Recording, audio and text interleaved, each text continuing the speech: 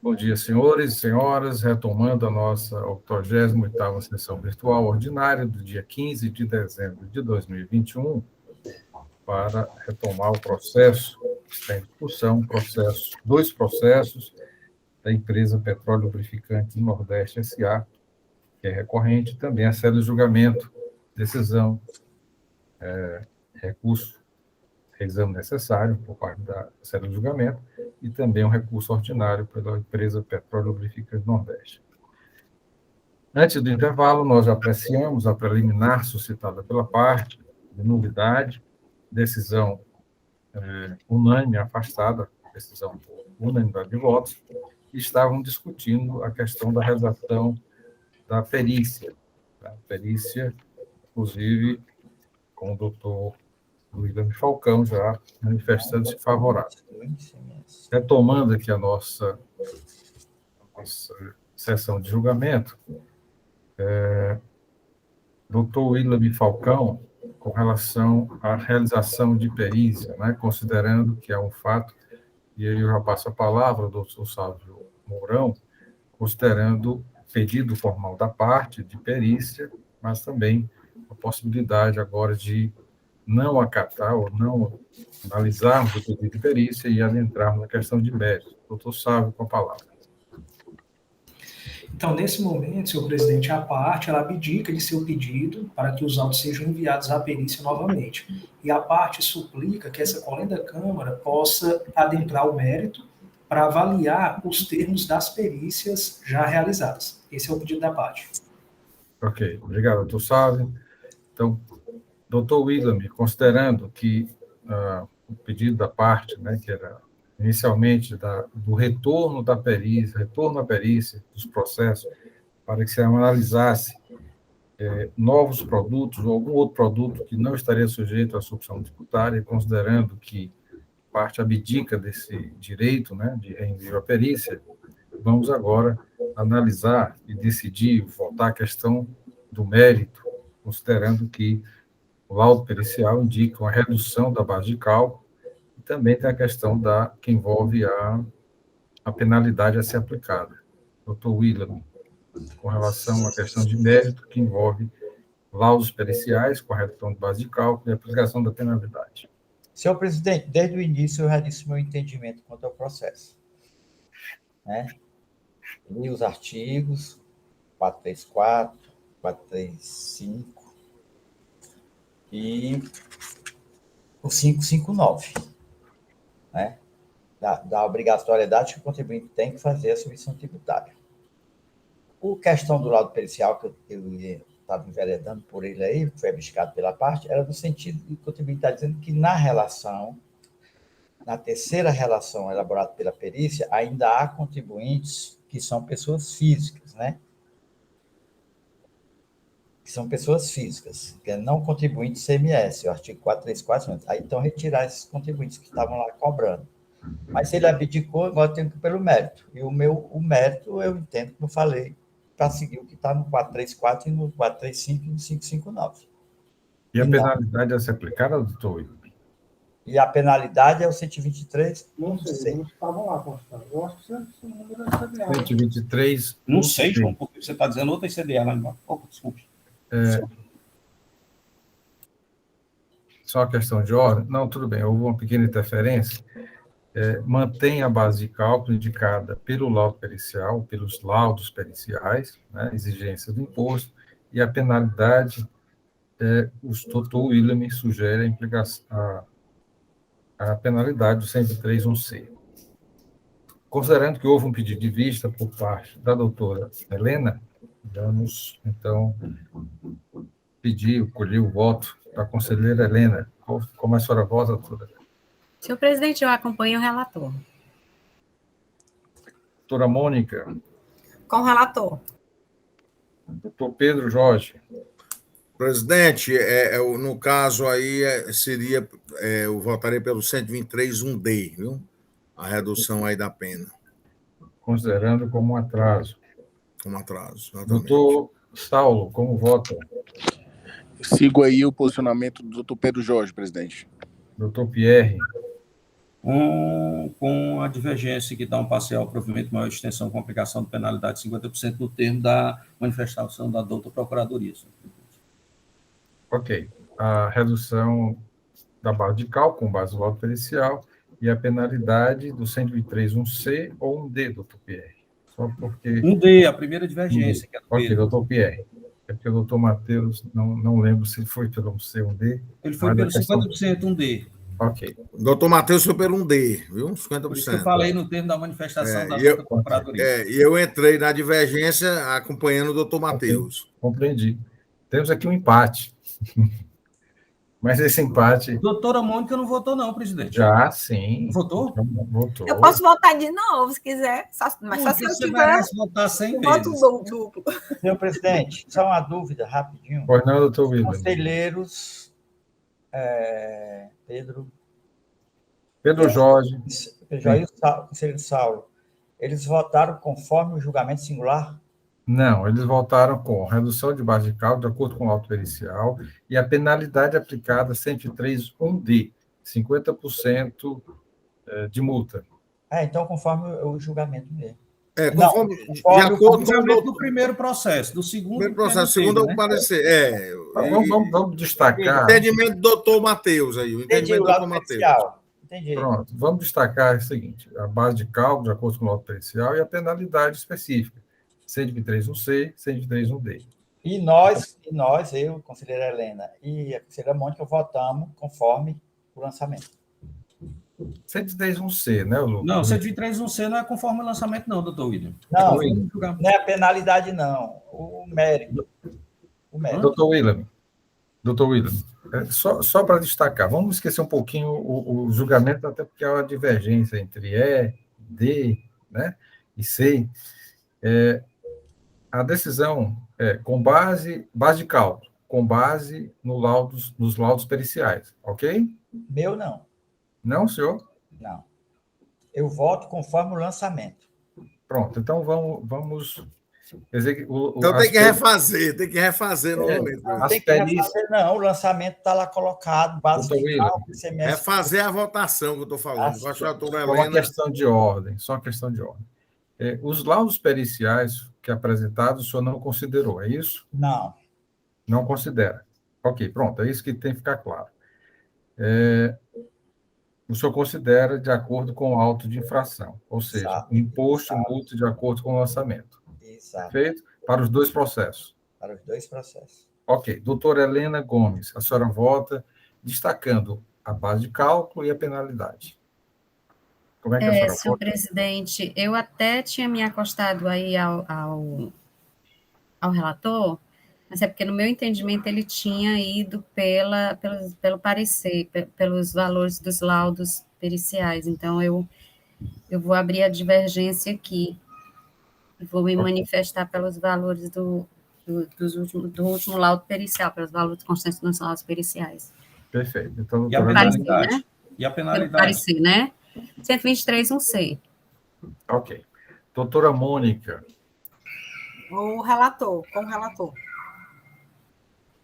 De acordo com a infração. Doutor Pedro Jorge, mais uma vez. Com os laudos periciais e o 123(1)D, né? Ok. Doutor 50% Saulo. de acordo com o entendimento do doutor Matheus. Perfeito. Doutor Saulo. Siga o posicionamento do doutor Pedro Jorge. E doutor Pierre. Siga o posicionamento do Pedro Jorge. Então, por maioria de votos, esta Câmara decide pela parcial procedência, aplicando, né, a base de cálculo indicada nos laudos periciais e a penalidade do 103(1)D, que foi maioria, no caso aqui específico, com aplicação de 50%. Doutor Pedro Jorge vai ficar designado a elaborar as resoluções. Ok? Agradeço a participação do doutor Sávio e até uma outra oportunidade. Votaram o contrário, doutor William Falcão e doutora Mônica, que consideraram o lançamento do crédito de acordo com o auto de infração. Ok? Doutora Helena votou pela parcial procedência, entretanto, com a peça de ter um si, mas considerando os laudos periciais. Doutor Sávio, com a palavra.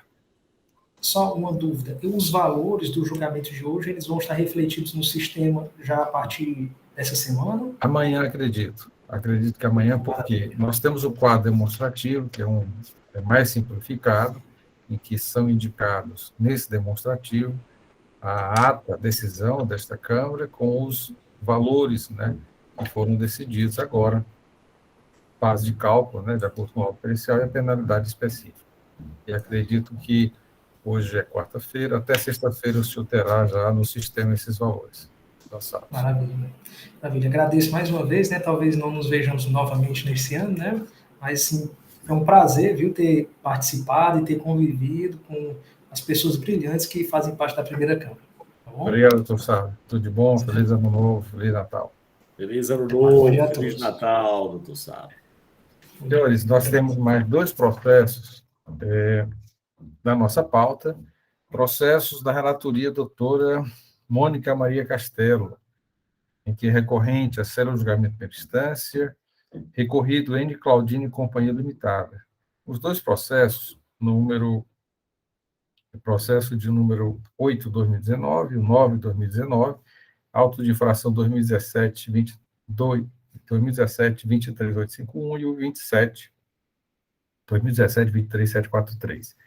Trata-se de crédito indevido e o que diferencia, a diferença, doutora Mônica, aqui é só exercício ou é uma particularidade nos processos? Só exercício. O primeiro é 2013 e o segundo é 2012. Assim, por ser 2012, aí ele traz também o Instituto da Decadência, mas como ambos foram julgados improcedentes... Ok, podem ser apreciados. O seu som está desligado. O Sim. Microfone. Então, podem ser apreciados em conjunto.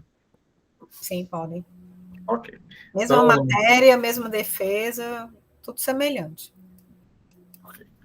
Então, já anunciado os 2 processos, número 8/2019 e 9/2019, em que é recorrente a célula de julgamento de primeira instância, recorrido N. Claudino, passo a palavra, então, à conselheira relatora, doutora Mônica Maria Castelo, que já informou que há indicação de improcedência do feito fiscal, tanto no julgamento singular como pela célula de assessoria processual tributária. Com a palavra, doutora Mônica Castelo. Obrigada, presidente. Bom dia a todos. Conforme já anunciado pela presidência, a acusação fiscal se refere a lançar crédito indevido do ICMS em decorrência da não realização do estorno, conforme exigido pela legislação. O contribuinte não efetuou o estorno do crédito do ICMS referente a 5%, aproveitado nas operações de entradas interestaduais em transferência de mercadorias, referente, no primeiro caso, de janeiro a dezembro de 2013, e no segundo caso, referente a 2012. O agente fiscal, ele lançou o ICMS multa, apontando os dispositivos infringidos referentes ao artigo 66 do decreto 24.569/97, combinado com a Instrução Normativa 14 de 2004 e Norma de Execução 5 de 2011, sugerindo a penalidade de 123(2)A, combinado com o parágrafo 5º, inciso 1, da Lei 12.660 de 96, alterado pela 16.258 de 2017. O processo seguiu para julgamento. O contribuinte apresentou impugnação, onde ele alega que algumas nulidades, né, que foram afastadas pelo julgador de primeira instância, mas que, no mérito, ele alega que a norma de execução, a instrução normativa, que foi baseado o auto de infração, ela foi revogada, né? E aí, por conta disso, o julgador singular, ele acata essa tese, dizendo da seguinte forma: julgo improcedente a presente autuação, isso é o julgamento singular, pois não restou configurada a infração relatada na inicial de aproveitamento de crédito ICMS indevido lançado na conta gráfica do ICMS, período 2013, em face da revogação dos permissivos normativos, Instrução Normativa 14 de 2004, pelo Estado do Ceará, que, através da Instrução Normativa 29 de 2019, com base no convênio ICMS 190 de 2017, revogou, né? Como eu falei aqui. Então, com base nisso, a decisão foi pela improcedência, ele interpôs reexame necessário. Então, o que é que acontece? O contribuinte ele não apresenta o recurso, né, ordinário, mas o processo segue aqui para a assessoria processual tributária, que ratifica o entendimento, né? Diz o seguinte: trata o presente processo de crédito indevido em virtude do lançamento em valores superiores ao efetivamente recolhido no estado de origem, indo contrário ao artigo 66, ambos do decreto 24, 56997, combinado com a Constituição Normativa 14, de 2004, e norma de execução 5, de 2011, que foi julgado improcedente. E por ser decisão contrária à Fazenda Estadual, o julgador singular interpôs reexame necessário, a qual passamos a analisar. Quanto ao crédito indevido, possuímos o mesmo entendimento do julgamento singular, que, quando de sua análise de mérito, constatou que o Estado do Ceará editou a Instrução Normativa número 29, de 2019, que revogou a Instrução Normativa 14, de 2004, que, por sua vez, atingiu também a norma de execução 5, de 2011, com isso tornando a autuação improcedente, posto que toda autuação teve com base a Instrução Normativa 14 de 2004 e norma de execução 5 de 2011, ou seja, o próprio Estado dá remissão aos créditos tributários oriundos de outra unidade da Federação, em desacordo com o artigo 53, inciso 4º, da Lei 12.670 de 96. Por conta disso, ele sugere aqui a improcedência da autuação fiscal. É isso, é o relato. Com relação a outro processo, né, só fazendo aqui menção, como eu disse, ele faz menção aqui ao exercício de 2012, mas a matéria é exatamente a mesma. Né? Todas as peças são semelhantes, né? A defesa também é semelhante, inclusive é quase um copiar-colar, e assim, as peças são as mesmas. É isso. Obrigado, doutora Mônica. Doutor Matheus Gera Neto, procurador do Estado, para a sua manifestação. Muito bem, senhor presidente, senhores conselheiros, doutora Helena, doutora Mônica e doutora Ana Paula. É que eu gosto de cumprimentar. Os cumprimentos aos demais colegas, muito formais. Bem, senhores, tirando um pouco da graça para relaxar, mas essa questão trazida aos autos para discussão é muito interessante. Os estados, durante um período, aliás, desde a época do ICM, passando pelo ICMS, os estados começaram a conceder, principalmente os estados norte, nordeste, centro-oeste, começaram a conceder benefícios fiscais ao arrepio das disposições previstas na Lei Complementar 2475. Porque a Lei Complementar 2475, ela trata da forma como os benefícios fiscais devem ser concedidos pelo Estado. E a Lei Complementar estabelece para que o benefício fiscal seja concedido, isso com fundamento na Constituição anterior, e a atual também prevê a mesma coisa, que haja uma prévia celebração de convênio esse a ser aprovado, e veja, senhores, por unanimidade por parte dos seus membros. Então, para que o Estado do Ceará, se quisesse conceder um benefício, para ele conceder um benefício qualquer, teria que ser aprovado por todos os estados. Se houvesse oposição, ou se houver oposição de um único estado, não pode o Ceará conceder um benefício fiscal no âmbito do ICMS. Diante dessa, e evidentemente quem elaborou esse texto da Lei Complementar 2475 e na forma como foi elaborado, foram os estados do Sul e Sudeste, que já têm um parque industrial, que não precisa de incentivo nenhum para a empresa se instalar lá, porque lá já tem todas as condições. Enquanto que para a empresa se instalar aqui no Norte e Nordeste, até hoje, ela só vem se tiver algum tipo de incentivo, de incremento. Lá no Sul, pelo estágio de desenvolvimento, absolutamente necessário. Vem se instalar aqui se quiser, se não quiser, não vem, porque eu já tenho todas as condições aqui, tecnológica, técnica, de tudo, infraestrutura, Então, você não precisa de incentivo nenhum para se instalar aqui. E como os estados do Norte e Nordeste precisavam, eles criaram, então, essa dificuldade. Na realidade, a Lei Complementar 2475 foi criada pelos representantes dos estados do Sul e Sudeste. A participação dos estados do Norte e Nordeste foi insignificante. Isso é fato.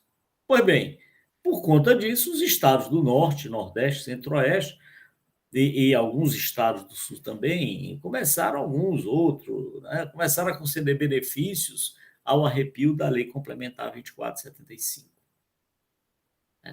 Os mais diversos benefícios. Aliás, parte da industrialização do estado do Ceará se deveu, da industrialização, que não é tanto assim, mas das indústrias que nós temos aqui, se deveu a esses incentivos que foram concedidos ao longo do tempo, que ainda são concedidos hoje por conta do FDI, Fundo de Desenvolvimento Industrial do Estado. E os outros estados, Norte e Nordeste, fizeram isso também, né? Concederam benefício. Isso tudo a arrepio da Lei Complementar 2475. Mas a coisa chegou até o ponto que os estados começaram, porque a Lei Complementar diz que 2475 diz que qualquer benefício concedido ao arrepio daquelas considerado indevido, inválido.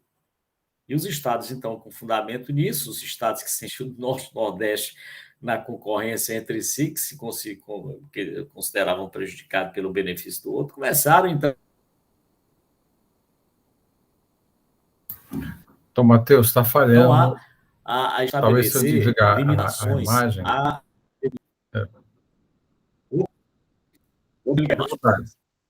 Os errados. Eles começaram, então, me desculpe fazer esse prólogo aqui, mas eu acho interessante. Começaram, então, a conceder benefícios fiscais. Aliás, começaram a vetar esses benefícios fiscais. Foi o caso do Estado do Ceará, que, então, editou essa instrução normativa a 14/2004, estabelecendo que, em relação às transferências ou aquisições efetuadas por contribuinte do Estado, aquelas empresas indicadas, originárias do Estado da Bahia ou de outro Estado que possuísse benefício fiscal concedidos a arrepio da lei complementar, seria, então, vetado o crédito do ICMS na proporção do benefício fiscal. No caso, era normalmente 5%. Então, essa instrução normativa dizia, olha, não pode se creditar, tá? É vedado o crédito do ICMS para os estabelecimentos que adquirirem ou receberem mercadoria desses estados aí indicados e desses contribuintes indicados na instrução normativa. Posteriormente, né, o Estado viu que essa norma ela não se sustentava, porque os outros estados podiam fazer a mesma coisa com o Estado do Ceará também e adotar, então, sanções em relação às operações realizadas por contribuinte do Estado do Ceará ou outros estados. E, por essas e outras considerações, acabou revogando essa norma. Ao revogar essa norma, porque como o auto de infração foi feito com fundamento nessa norma, que estabelecia nessa instrução normativa que vedava o crédito, ao revogar essa norma, o julgador singular entendeu corretamente que não deveria se aplicar, não poderia ser exigível esse imposto naquele momento. Né? Esse crédito indevido não poderia ser validado. E aí julgou improcedente. O auto de infração de crédito devido não poderia ser validado. E aí, então, julgou improcedente o auto de infração a consultoria tributária da mesma forma, entende, pela improcedência.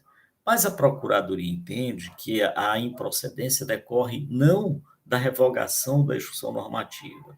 E esse detalhe é que é interessante. É que, como todos os estados estavam numa situação absolutamente, diria, arriscada, frágil quanto à concessão de benefício, porque, ao final, todos os estados acabaram concedendo benefício de uma forma ou de outra ao arrepio da Lei Complementar 2475.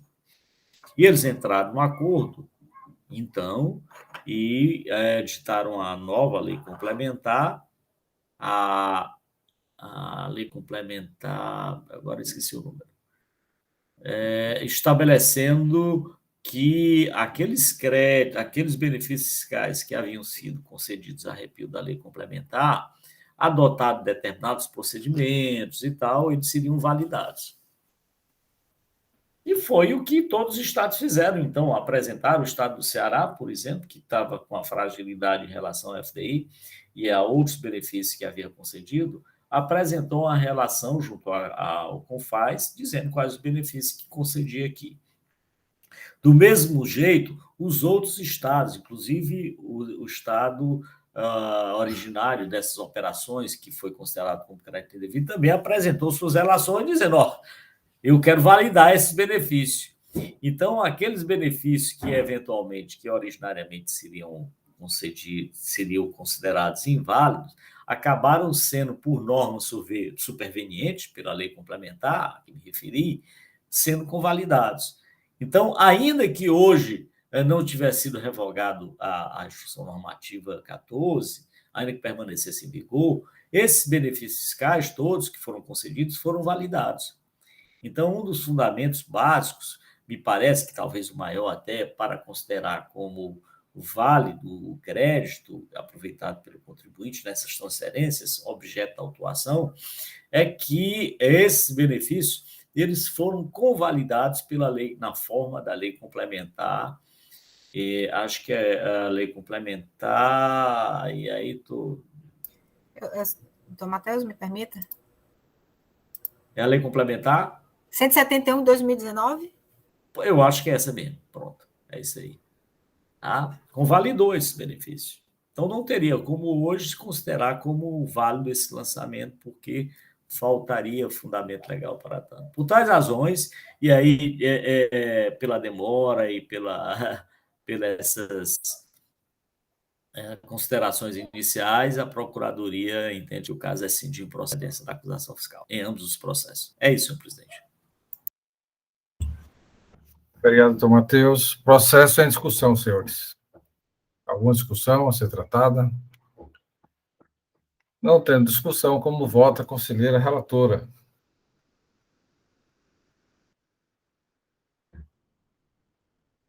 Desculpa, presidente, que eu estava tentando voltar aqui, que eu estava na lei complementar.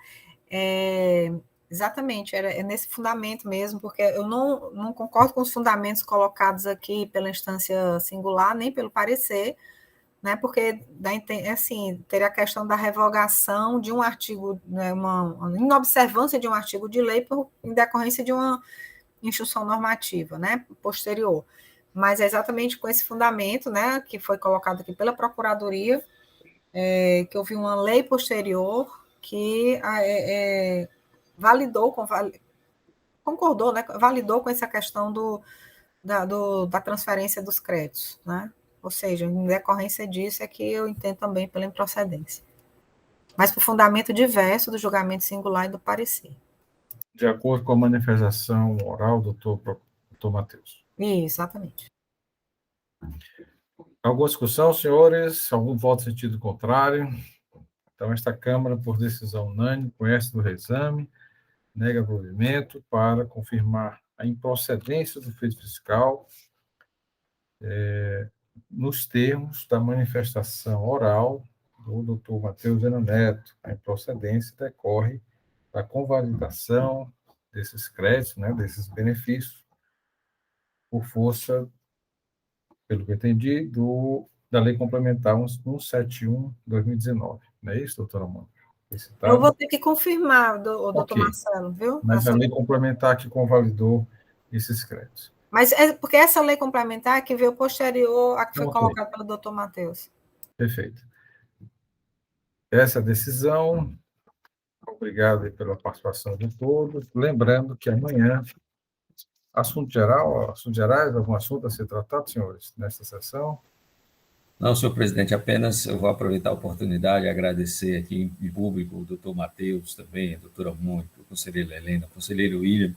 Quando a gente pensa que está aprendendo, assim, pensei que já tinha aprendido nos 2 primeiros processos, aí chega esses dois últimos e eu aprendo muito mais ainda. Agradeço demais. Ok.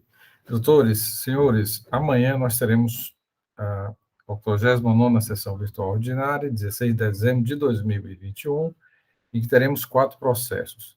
Primeiro processo, Tabuleiro Aço Indústria e Comércio Limitada. Doutor Pedro Jorge, o conselheiro relator, participação do doutor Ivan Lúcio Falcão. Temos 2 processos da Companhia Nacional de Abastecimento, também aqui a relatoria do doutor Saulo. E o último processo da pauta, Safran, Helicóptero, Indústria e Comércio, doutor Pedro. Então, são os 4 processos da pauta de amanhã. O primeiro com a participação do doutor Ivan Lúcio Falcão. Doutora Mônica pediu a palavra. Sim, presidente, é só porque, como foi julgado improcedente, as demais questões, elas não precisam ser analisadas, é isso mesmo? Exatamente. Okay. Há um pedido de nulidade, de decadência, então... tudo isso é afastado, né? Porque a improcedência prevalece, né? Isso. E a lei complementar é a 160 de 2017. 160 de 2017. Isso. Bom, vai constar em ata. Mais algum assunto, senhores e senhoras? Não havendo, encerramos então a nossa sessão e amanhã, neste mesmo canal. É isso, Ana Paula. Podemos cessar a gravação, né? Até amanhã.